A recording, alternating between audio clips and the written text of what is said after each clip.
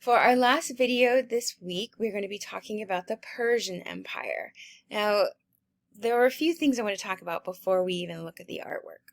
First, the idea of talking about the ancient Near East in 1 week's lecture time is not a reflection of its importance.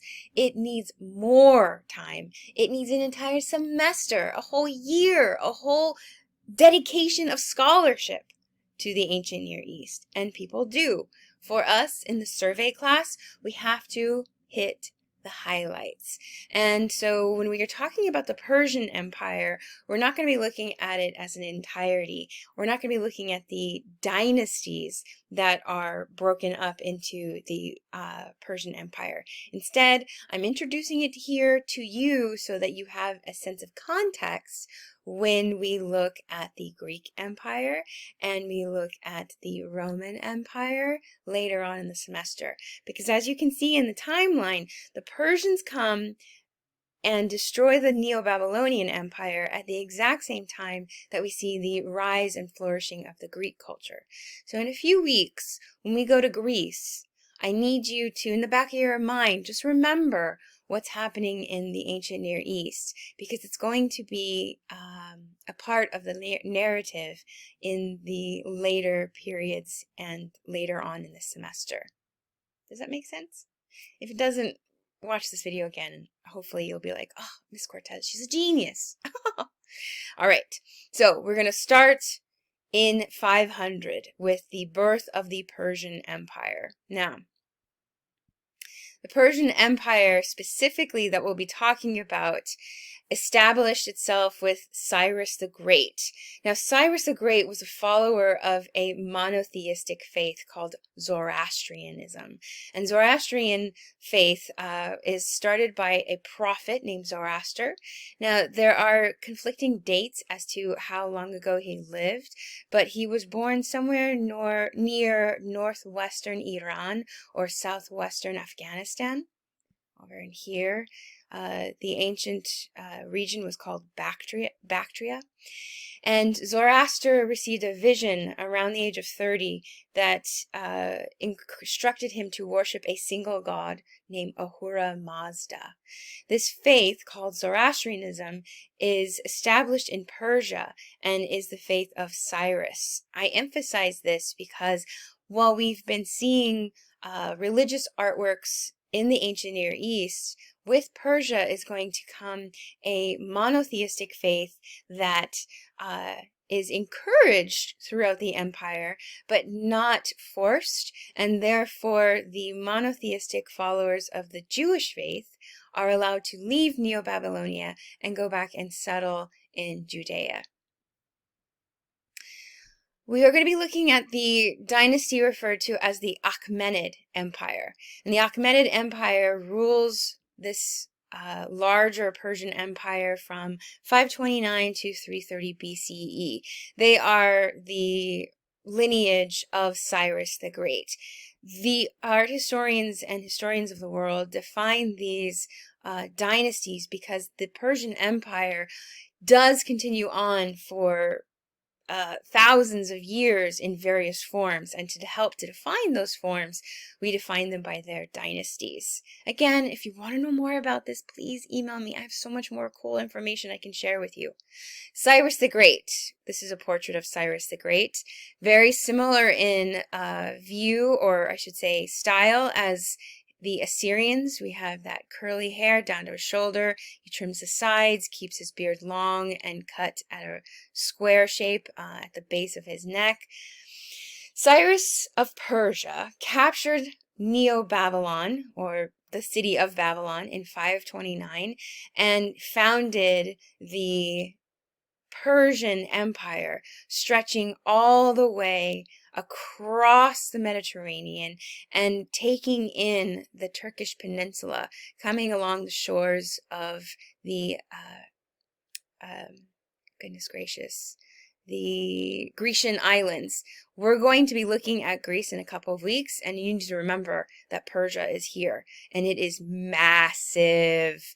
It stretches beyond its original borders here in the northeast of the Persian Gulf, and it expanded across to Bactria, modern-day Afghanistan, up into Armenia, and when it took Babylon, it took Babylon's empire. So, I gave you that heavy sigh because, honestly, this capital, Persepolis, takes your breath away. These are the remains, the ruins of the grand palace complex at the capital of the empire in Iran, well, modern-day Iran. The city is called Persepolis. This was the ceremonial and administrative center of the empire and a citadel. It was started, or the construction started under Cyrus's successors, his son Darius II, and then later on had major additions by Xerxes. It was built on a high plateau that overlooked the surrounding landscape, so it already has that kind of majestic higher elevation. It was then heavily fortified, and it had this monumental gateway that would lead you or approach the citadel, and the gateway was called the Gate of All Lands, and the sides of the gate, similar to the Gate of Ishtar that we saw in Neo-Babylonia, the sides of the Gate of All Lands showed this harmony among the people who were under the rule of the empire.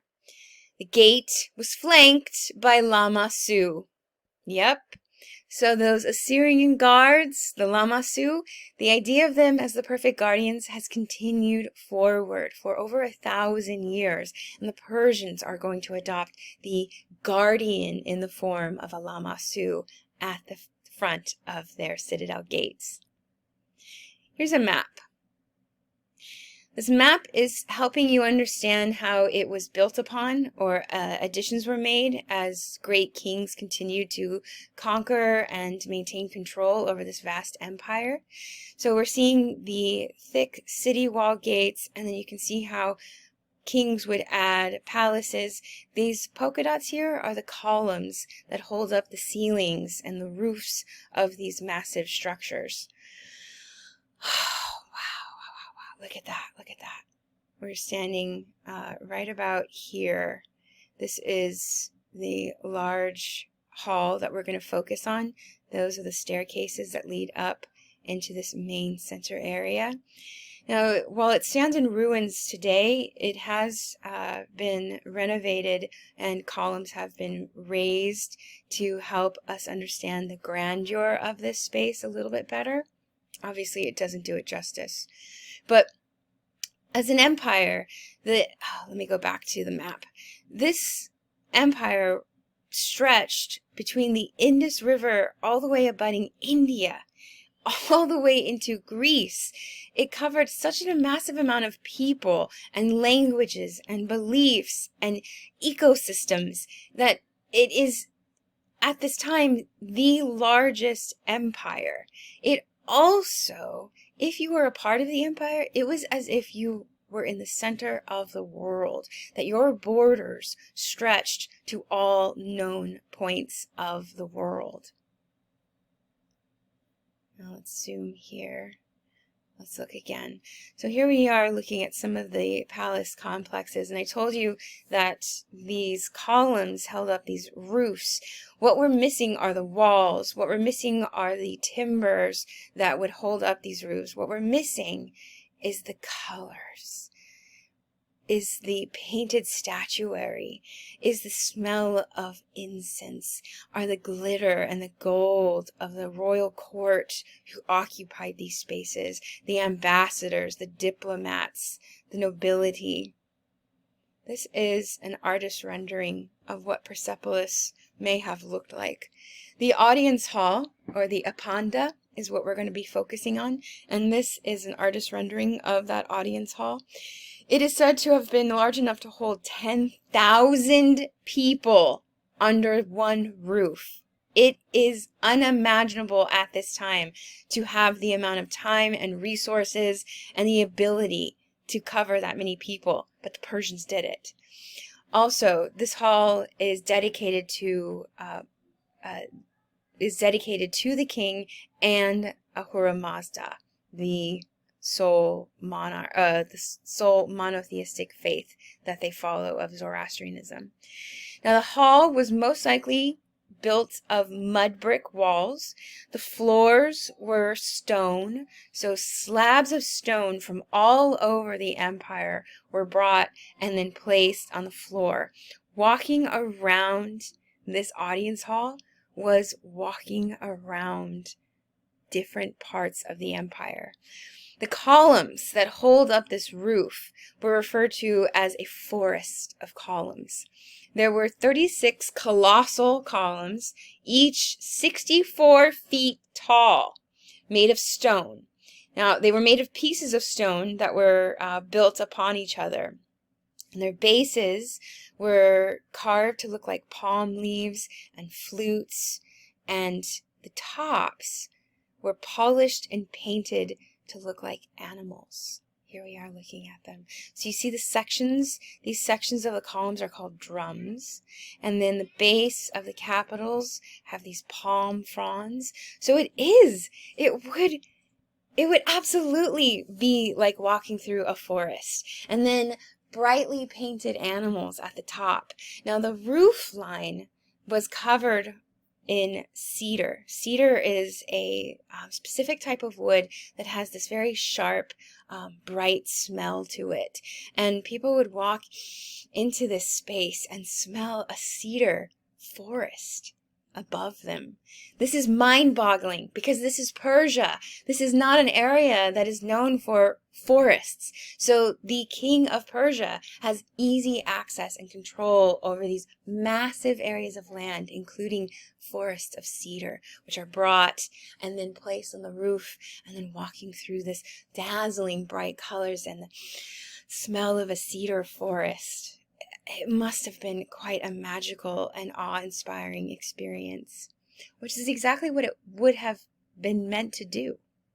It's meant to dazzle you at the power of the empire.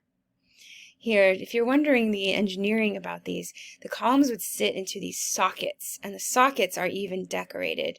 You see how the sockets have these elaborate carvings of palm fronds that would have been painted? Or they would look like petals of flowers. Look at that. Oh, these are the types of animals that would be resting on the top of the columns. Between these two, there would be a thick cedar log that would hold up the roof line. Can you believe it? It's just so gorgeous.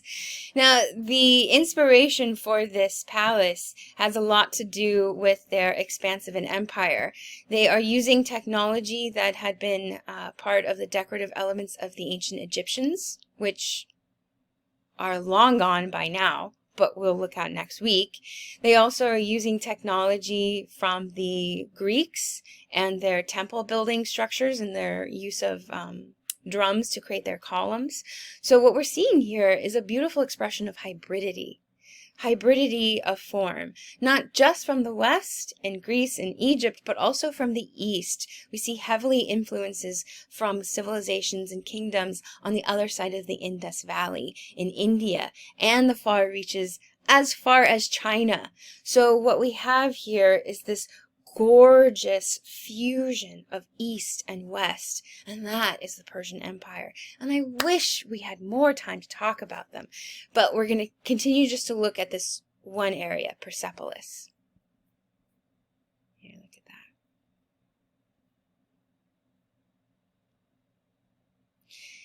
This is a Persian drinking vessel called a raitan. Oh, I say drinking, it's actually for pouring.